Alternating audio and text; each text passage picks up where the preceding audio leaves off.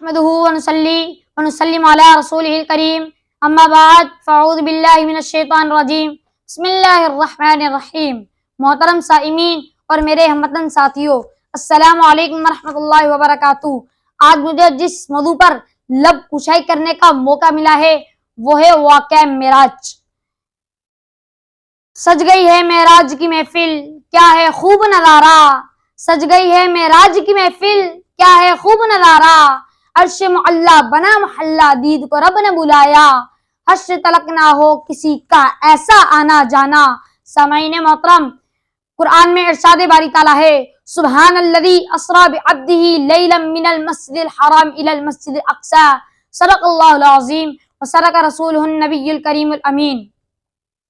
اللہ تعالیٰ نے انسانوں کی ہدایت کے لیے ہر دور میں انبیاء کرام کو مبعوث فرمایا اور سب سے آخری میں حضور پاک صلی اللہ علیہ وسلم کو سارے عالم کے لیے نبی بنا کر بھیجا۔ ہر انبیاء کرام کو دو چیزیں عطا کی گئی، ایک وحی الہی اور ایک معجزات۔ انہیں تو عرش پر محبوب کو بلانا تھا، انہیں تو عرش پر محبوب کو بلانا تھا، طلب تھی دید کی معراج تو بہانا تھا۔ سامعین محترم، حضور پاک صلی اللہ علیہ وسلم کیونکہ قیامت تک آنے والے انسانوں کے لیے نبی و رسول بنا کر بھیجے گئے، اسی لیے آپ کو وحی کی شکل میں قرآن جیسی معجزات کتاب بھی عطا ہوئی اور ساتھ ہی ساتھ اللہ تعالیٰ کی طرف سے آپ کو بے شمار معجزات بھی عطا کیے گئے جو پہلے انبیاء کرام میں سے کسی کو عطا نہیں کیے گئے۔ اور انہی معجزات میں سے ایک عظیم اور طاقتور معجزہ واقعہ معراج کا بھی ہے۔ شب معراج کی باتیں کوئی دوسرا کیا جانے،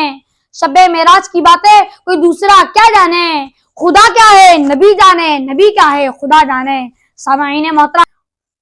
واقعہ معراج انسانی تاریخ کا ایک انوکھا واقعہ ہے اور اللہ تعالیٰ کی نشانیوں میں سے ایک عظیم نشانی ہے۔ واقعہ معراج تقریباً 45 صحابہ کرام سے مروی ہے جو آپ نے مختلف مجالس میں مختلف صحابہ کرام کو سنایا، شرف بخشا خدا نے آپ کو مہمان نوازی کا، شرف بخشا خدا نے آپ کو مہمان نوازی کا، کیا حق ادا کیا رب نے نبی کی میزبانی کا۔ سامعین محترم، حضور پاک صلی اللہ علیہ وسلم کی واقعہ معراج کے سفر کے 3 حصے ہیں۔ پہلا بیت اللہ سے مسجد اقصی تک، پھر مسجد اقصی سے سدرۃ المنتہا، پھر سدرۃ المنتہا سے عرش معلا تک۔ بیت اللہ سے مسجد اقصی تک کے تو سفر کو سورۃ بنی اسرائیل میں بیان کیا گیا، اور جبکہ مسجد اقصی سے سدرۃ المنتہا، پھر سدرۃ المنتہا سے عرش معلا تک کے سفر کو سورۃ النجم میں بیان کیا گیا۔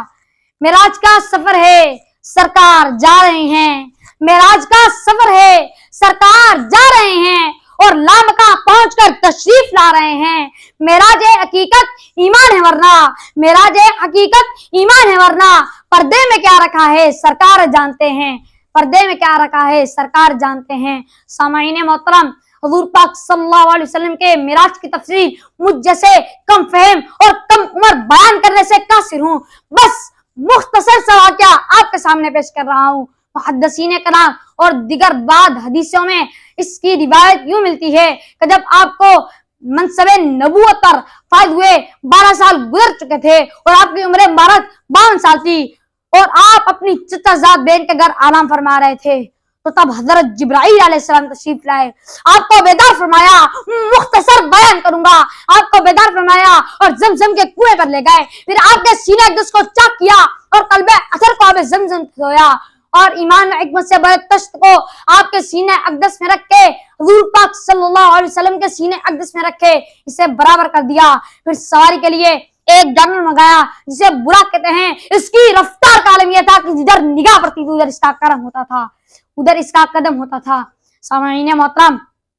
جیسا کہ میں نے عرض کی، واقعہ معراج حضور کے معجزات میں سے ایک عظیم معجزہ ہے، اگر بلکہ میں یہ کہوں تو غلط نہ ہوگا